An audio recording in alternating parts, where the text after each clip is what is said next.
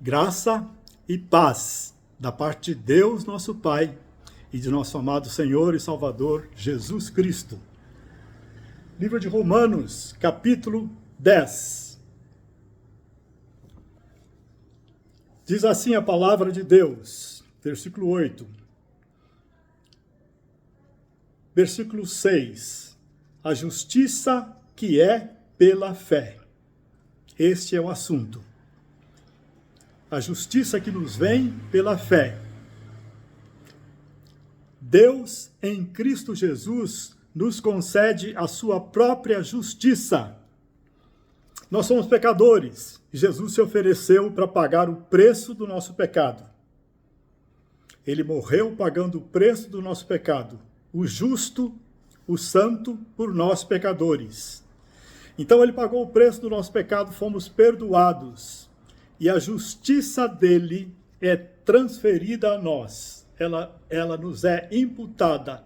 Ela nos é dada por Deus graciosamente.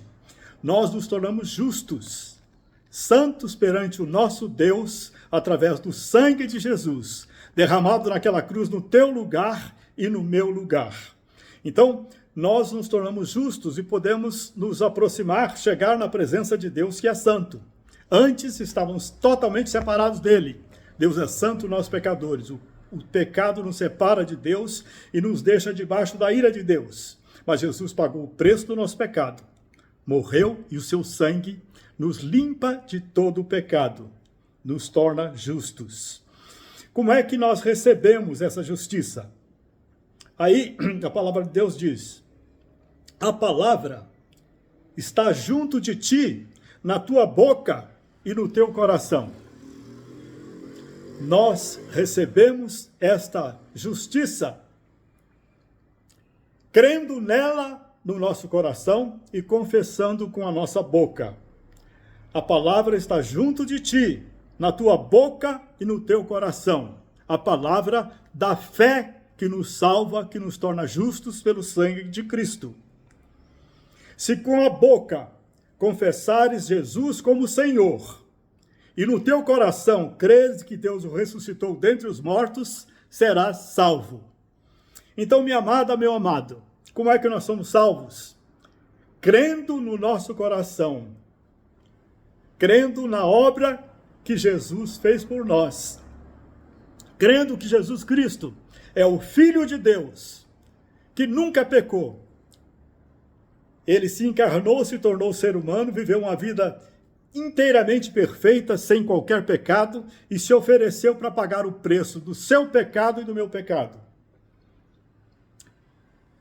Ele se angustiou profundamente, antes de se entregar para morrer por você e por mim. Ele sabia o terrível, terribilíssimo sofrimento que ele ia ter. Então ele orou a Deus com todo o empenho do seu coração, pedindo que Deus arranjasse um outro modo de salvar a você e a mim e a humanidade. Ele pediu a Deus: passa de mim esse cálice, que eu não precise morrer, sofrer e morrer para salvar os seres humanos. Ele suplicou a Deus 3 vezes e suplicou com uma angústia incrível, porque o seu suor se transformou em gotas de sangue, houve uma mudança metabólica no seu organismo, tal a angústia profunda que ele sentiu, porque ele sabia, ele, o Filho de Deus, perfeito, ia passar pela maior vergonha possível, morte e morte de cruz, a maldição da cruz, e naquela cruz ele ficaria totalmente separado de Deus, porque ali ele estaria representando todo o pecado da humanidade. Deus é santo, o pecado nos afasta de Deus. Ele estaria afastado de Deus. Sofrimento terrível, pois ele fez isso por amor a você e a mim e a toda a humanidade. Quando nós descobrimos que somos pecadores, quando nós temos consciência de que somos pecadores, que esse pecado é terrível e nos afasta de Deus e nos afasta da vida eterna com Deus. Deus nos fez para sermos felizes eternamente na sua presença, mas o pecado nos afasta dele. Então, Jesus fez a única coisa que podia ser feita para nos salvar. o santo morrer pelos pecadores. Ele venceu todo o sofrimento e se entregou por amor a você e a mim e a toda a humanidade. Se entregou naquela cruz. A cruz que começou com sofrimento terrível. Ele foi esbofeteado, recebeu varadas e ele recebeu açoites, 39 açoites. Não se podia, por lei, não se podia passar de 39 açoites, porque a pessoa ficava quase ao ponto de morte. Se passasse de 39 açoites, a pessoa poderia morrer quando estava sendo açoitada. 39 açoites que desfiguraram completamente o seu corpo. O profeta Isaías, 7 séculos antes de Jesus vir, descreveu o estado físico em que ele ficaria. Ele ficaria irreconhecível como figura humana. Foi tão judiado, o seu corpo foi tão dilacerado, que ele ficou irreconhecível como figura humana. Por amor a você, por amor a mim. As suas feridas,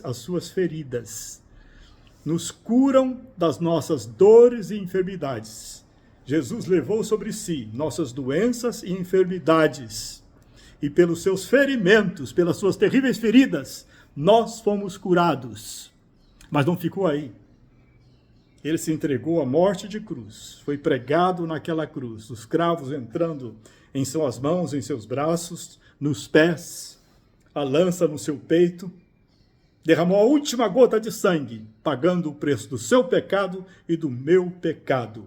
Jesus bendito, Salvador, aleluia, glória a ti.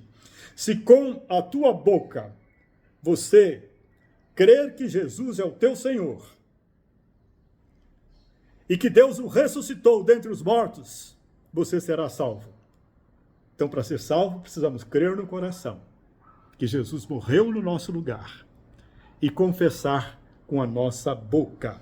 Louvado seja o nome do Senhor. Louvado seja o nome do Senhor. E aí o apóstolo Paulo diz, mas como as pessoas crerão se elas não ouviram a pregação? E como ouvirão, se não há quem pregue? Você, se é convertida, se já aceitou Jesus no seu coração e confessou com a sua boca, você já é salvo, filho, filha de Deus. Como é que isso aconteceu? Alguém pregou o evangelho para você. Alguém te convidou para ir à igreja. Então você ouviu o evangelho, as boas novas de salvação, que Deus, em seu amor, entregou seu Filho para nos salvar, para morrer pelos nossos pecados e ressuscitar para nos conceder a vida eterna. Então, precisa haver alguém que pregue, para as pessoas conhecerem o caminho da salvação. E aí o Espírito Santo pode tocar no coração, é ele que nos convence do pecado, da justiça que há em Cristo Jesus. Ele morreu pagando o preço do nosso pecado. Ele nos torna justos quando nós o aceitamos. Pelo seu sangue nos tornamos justos. Mas é necessário que alguém pregue. Você e eu, se já temos no nosso coração. Eu já tenho, você já tem? Nós precisamos e devemos pregar o evangelho, porque o outro só vai conhecer se alguém falar para ele. Então, nós devemos pregar as boas novas da salvação, aproveitar todas as oportunidades. Sempre orar por aqueles que conhecemos, que estão perdidos, ou aqueles que Deus coloca no nosso coração, para que Deus toque em seus corações e para que Deus nos dê sabedoria, para nós confessarmos a Cristo Jesus, para nós pregarmos a boa nova de salvação. É necessário que alguém pregue. Quem prega é aquele que já foi salvo.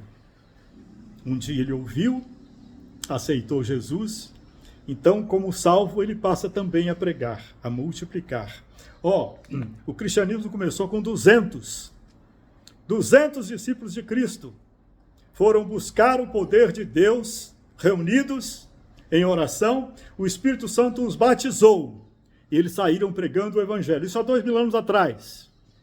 E nesses 2.000 anos, bilhões de pessoas aceitaram Jesus como seu Salvador. Louvado seja Deus, porque eles pregaram e porque nós devemos continuar pregando.